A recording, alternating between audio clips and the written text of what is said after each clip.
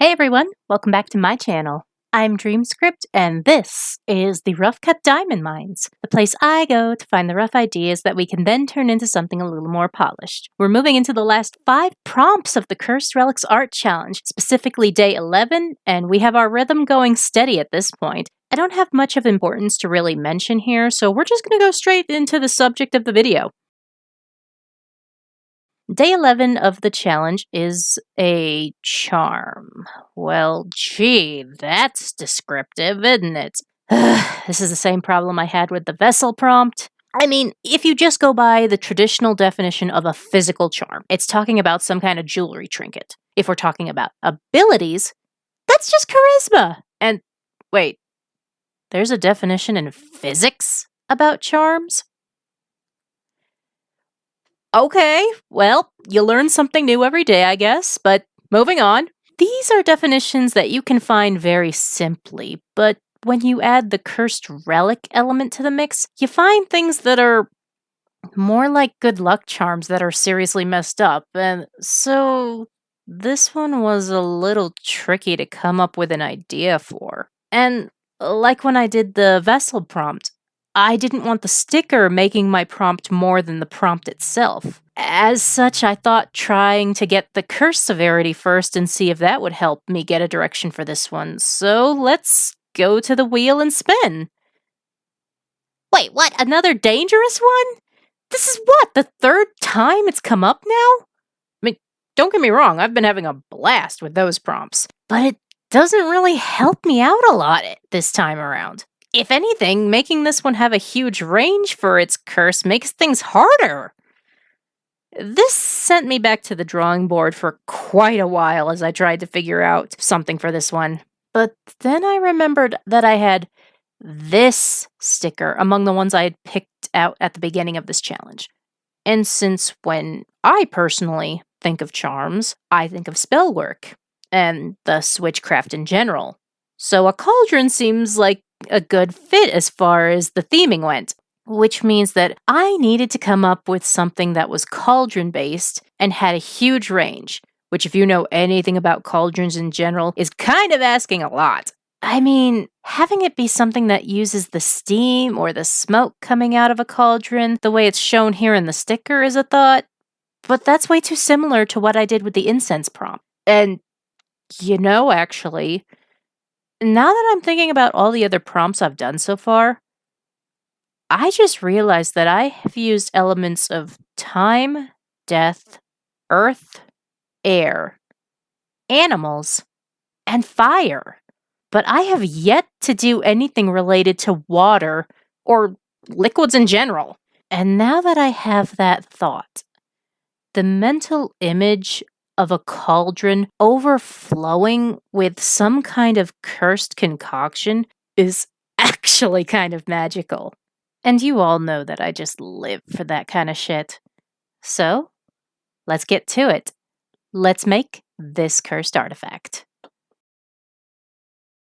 So, first things first, I really needed to decide how I was going to make this cursed charm actually work, and I feel like I cheated just a little bit on this one, because in the end I decided that the curse for this one was actually going to be a charm that was placed on the cauldron rather than the cauldron itself.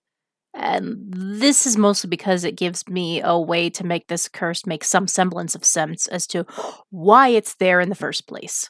Not that charmed cauldrons are an innovative idea. There's almost always someone in stories that involve magical brewing that wants to be able to walk away from their cauldron to deal with some minor annoyance, or witches that have cauldrons stirring themselves in the backgrounds of their homes. My personally favorite flip of this idea was the stupid microwave in Halloween Town with the dumb button sentence. Like, seriously, who comes up with that? It's so stupid and so genius.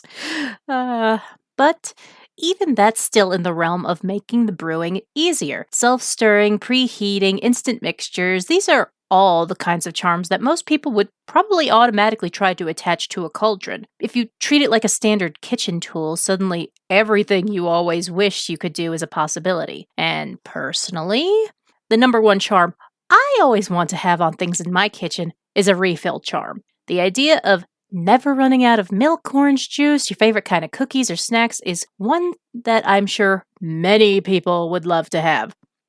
So you could understand why someone might want to put something like that on a cauldron. Like with the cape prompt, this one is another one that was originally meant to be useful, but somehow got messed up to the point where it became a problem. And a large one. Remember, this has an AoE after all. Though, if any of you saw my sketch for this one on Instagram last week, you'll recall it, wasn't one of my better ones, that's for damn sure. At the time I made the sketch, I was still really uncertain about if this was going to work or not in this way, but that's the point of the first draft. It's to get the idea down on the paper and then workshop how well it will or won't work for the final project. And that sketch wasn't the worst I've ever produced, but there was certainly plenty of room for improvement and interest, which, as I've said before, is something that I was doing on purpose with the Instagram posting. Sometimes you just need to get the bones of an idea down before you start putting the meat and skin on it. That was a more gruesome metaphor than I planned, but whatever. Regardless, let's get into the story of our flawed cauldron charm. Enjoy. You know, there didn't used to be a lake down in the valley. Only as little as 10 years ago, there used to be a thriving village down there, a population of easily several hundreds. It was a big deal when they had to evacuate everyone, and the stories of what happened started to spread. And it was a strange one, to say the least. There were variations of the story, of course, but at the heart of them all was the village's local healer, a woman of magic who helped everyone whenever they fell ill or got themselves hurt. A good sort of soul. The only problem was that the village kept growing, and the more people that came to the village, the more people there were that ended up needing her help. And as that happened, she developed new skills to help them better, which in turn meant more and more people were coming to her for help, which meant that she learned more skills to help, and the cycle continues on and on. She tried to find assistants to help with her workload, but the few people that had any talent in magic didn't know how to perform basic healing charms, so they really were little help to her growing workload. Potions were at least something she could make in bulk. Even if the new assistants couldn't help with spells, they could at least sell potions to those with minor problems. And for a while, that worked. Until the demand for all the potions meant she was spending more and more of her time brewing and tending to her cauldrons. And it was no surprise that all the demand for her skills and potions was burning the poor woman out. But then apparently one of her assistants, wanting to actually help with the workload in a way that mattered, suggested putting a self-brewing charm on one of her cauldrons and then a refill charm on another. Then she would be able to brew the potion only one more time, and the two cauldrons could supply the rest. It wasn't a terrible suggestion, and the assistant was even willing to place the enchantments themselves. They were actually fairly decent at casting charms on items, and they really did want to help.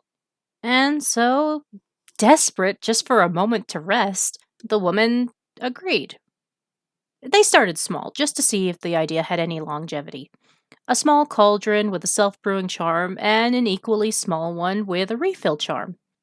And, frankly, it ended up working fantastically at that scale.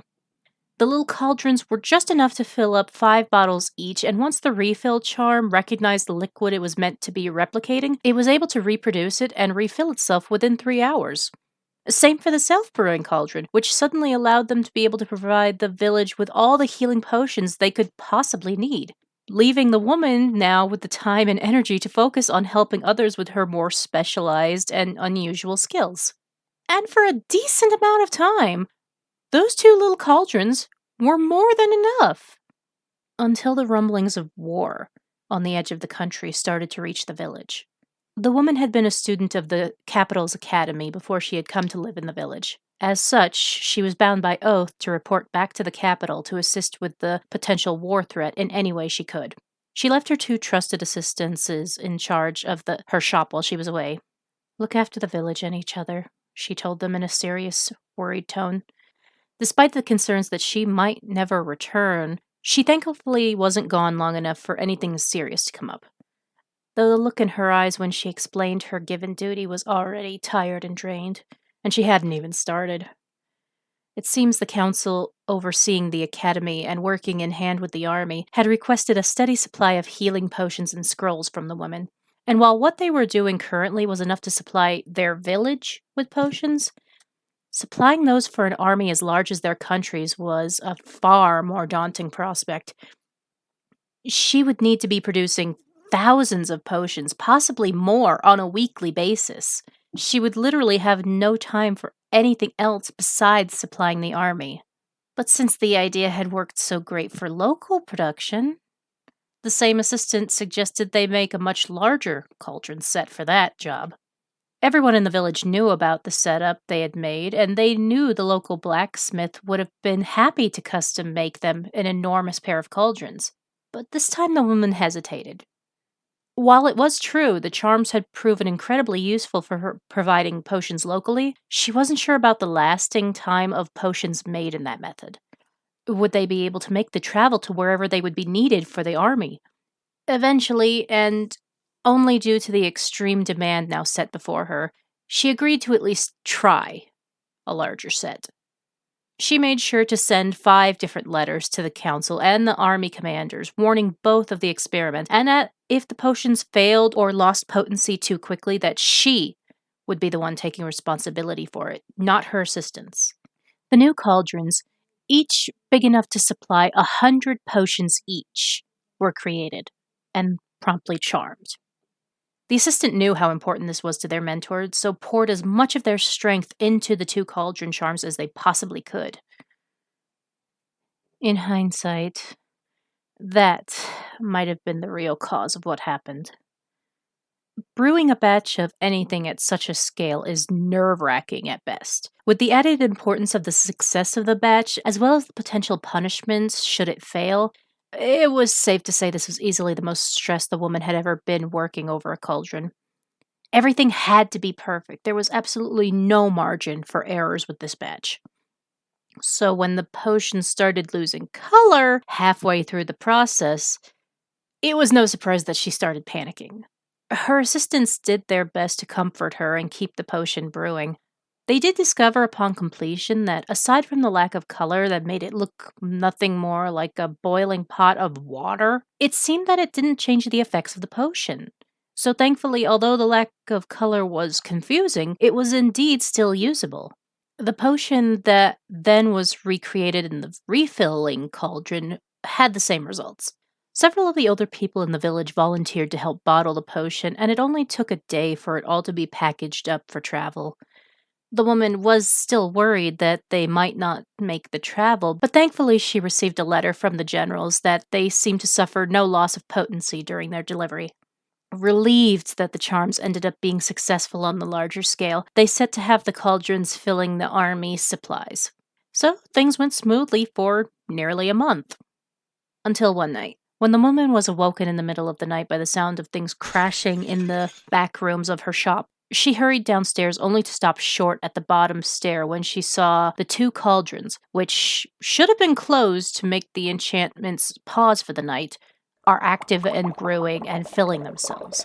The refilling one is actually overflowing, the heated potion spilling out onto the floor and knocking things down, causing the sounds. Even in the seconds of her pausing to realize this, there was another wave of overflow that spreads into the main front room. She rushes forward to try and force the lids back onto them, but for some reason it doesn't make the charms pause like they're supposed to. More potion continues to spill out onto the floor, every wave of the hot potion that hits her burning as she tries to contain it. No spell she uses seems to make any difference to the growing flood. Things are getting more and more out of control as this continues. Her assistants rush when they hear the disturbance and try to help control the growing flood themselves, but each passing second it only grows worse and worse. No matter what any of them do to the cauldrons, they can't get them to stop. Even the assistant that originally cast the charms can't make them. At this point, the flood of the potion is starting to rush out into the streets. Some of the potion is soaked into the ground, causing the paths to dissolve into thick mud paths. When it becomes so out of control that the flood was starting to reach the center of the village, though, and even leaking into other people's homes, The woman decides to use her own shop to contain the cauldron's overflow, and that is able to give them just enough time to alert the rest of the people. As there was no time to try and move the cauldrons themselves somewhere they wouldn't do any damage, the village had to be evacuated. It was a storm of confusion, everybody hurrying from their homes with what few belongings they could immediately grab. The woman's house is physically straining to contain the rapidly growing amount of liquid within as the village people flee. None of them knew what would be considered a safe distance, but she and her assistants insisted on gaining high ground over the village. And it was a good thing they did. From the distance they managed to get by that time, the entire village saw as the woman's house exploded from the pressure of the sheer amount of potion it had been holding back, releasing a tidal wave upon the village itself, instantly damaging several buildings in the first rush. There was even more potion than the two cauldrons should have been able to make in a single night. Something about the way the charms had been supercharged must have increased their physical capacity of reproduction. The village itself was completely flooded in a matter of hours. Within days, there was no sign of the buildings. And after a week, a lake now replaced where the village once been. The level of the liquid finally starting to even out and remain constant. It's not a lake that would ever be good for fish to survive in, as the liquid was always warmer than more fish could handle for long periods of time. And the absolute depths were still boiling. But it certainly had an effect on the local area. The wildlife that surrounded it began to grow strong and healthy, more so even than tamed or domestic creatures normally would be. The weather of the area is always soothing and naturally healing, especially in heavy rain. No one knows the fates of the woman and her assistants after the incident, but the country leaders mark the accidental lake as a protected area, keeping it safe while they wait for the cauldrons to finally stop brewing and the waters to cool down. But it's been years now, and they are still going. Who knows if they will ever stop? Whew! Okay, that was a fun one. Thanks everybody for watching this far into the video. Obviously, there's still more speed draws coming from this challenge, and I actually have something really special planned for the next one. So hopefully I'll see you all next time for that. Until then, sweet dreams, and here's to all the little things that bring out the magic in you.